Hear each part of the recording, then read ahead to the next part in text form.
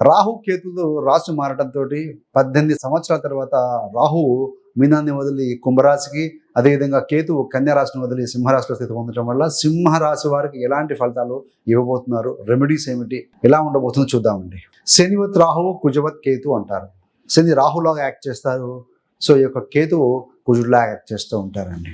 మరి ఈ యొక్క రాహు 7వ స్థానంలోకి వస్తున్నారు, కేతు మీ యొక్క జన్మరాశి మరియు జన్మలగ్నం అనేటువంటి సింహరాశిలోకి వస్తున్నారు. అసలు ఫలితాలు ఎలా చూసుకోవాలో చాలా మంది అడుగుతూ ఉంటారండి. 2 రకాలుగా ఉంటుందండి. చంద్రరాశి, లగ్నరాశి. చంద్రరాశి, చంద్రుడు ఈ రాశిలో ఉంటే దాన్ని జన్మరాశి అంటూ ఉంటాం కాబట్టి మానసికంగా ఎమోషన్స్తో కూడుకున్న విషయాలన్నీ దాని ద్వారా తెలుసుకోవచ్చు చంద్రరాశి ద్వారా.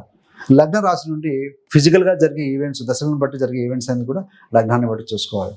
మీరు జన్మరాశి అయినా జన్మలగ్నం అయినా సరే, ఇప్పుడు మనం చెప్పబోయేటువంటి సింహరాశి, సింహలగ్నం వారు ఎవరైతే ఉంటారో వాళ్ళందరూ కూడా బేరీజ్ వేసుకొని చూసుకోవచ్చు అండి.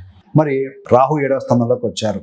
7వ స్థానం అంటే ఏంటి అన్నప్పుడు వ్యాపారం, విదేశీ, దూర ప్రాంతం, వివాహం, లీగల్ బాండేజ్ ఇవన్నీ కూడా వస్తాయండి.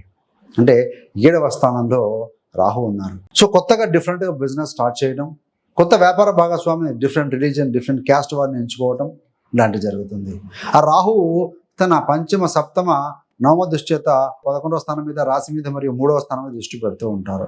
మరి 7లో రాహు ఉన్నారు కదా, ఆ సింహరాశి వారికి పంచమ, అష్టమ గురుడు కూడా లాభం నుండి చూస్తూ గురుడు యొక్క దృష్టి రాహు మీద వీక్షణ ఉంటుందండి.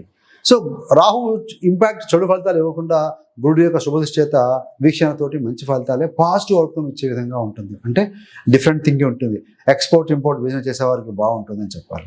ఈవెన్ దో మీకు అష్టమ శని మొదలైంది కాబట్టి వృత్తిపరంగా, వ్యాపారపరంగా ఒత్తిడి ఉన్నా కూడా బట్ రాహు యొక్క 7వ స్థానంలో స్థితి అనేది వ్యాపార పరంగా బాగుంటుంది. మరి 7వ స్థానం అంటే ఏంటి? వైవాహిక జీవితం కూడా. వివాహం కాని వారికి వివాహం జరిగి తీరుతుంది. ఎవరైతే యువతి యువకులు ముఖ్యంగా వివాహం కోసం ప్రయత్నాలు చేస్తూ ఉంటారో, సంబంధాలు చూస్తూ ఉంటారో వారికి అవుతుందండి. ఎందుకనంటే గురుడు యొక్క శుభదృష్టి కూడా అక్కడ ఉంటుంది కాబట్టి అవుతుంది. సో మరికొంతమంది ఏంటంటే ప్రేమలో పడే అవకాశం ఉంది. Inter caste, inter religion, so different background వారితోటి ప్రేమలో పడే అవకాశం కూడా ఉంటుంది. Rahu is always different. So రొటీన్కి భిన్నంగా ఉండే అది కాబట్టి అలా ఉంటుంది.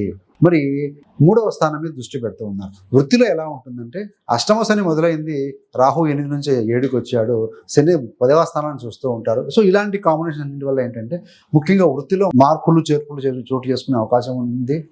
గతంలో ఏదైనా పాజిటివ్గా సింపుల్గా వర్క్ బర్డన్, ప్రెజర్ లేకుండా ఉండి ఇప్పుడు బర్డన్ కాస్త, ప్రెజర్ కాస్త పెరిగే అవకాశం ఉంటుంది.